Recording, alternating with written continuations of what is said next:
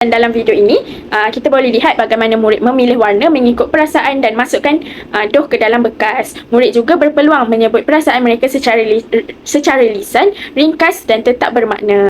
Baiklah, seterusnya kita dah nak ke penghujung pembelajaran. Kita nak buat aktiviti. Exit. Kat. Doh. Exit. Kat. Doh. Okey. Cuba baca. Merah seronok, biru tenang, hijau bangga. Okey, betul. Jadi dapat tak bekas-bekas ni? Dapat. Cikgu nak awak ambil doh ni, awak bulatkan, awak masukkan kat mana perasaan awak. Tadi apa? Merah? Merah seronok. Seronok. Okey. Mana? Awak rasa apa? Satu je cikgu nak.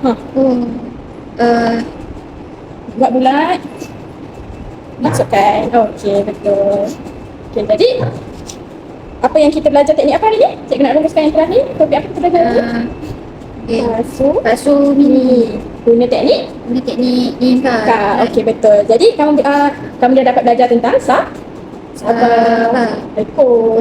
Paling penting bekerja sama. Okey, jadi cikgu nak bagi tahu yang kamu semua dah berjaya aplikasikan unsur seni untuk menghasilkan Pasu ini menggunakan doh. Okey, tepuk tangan semua.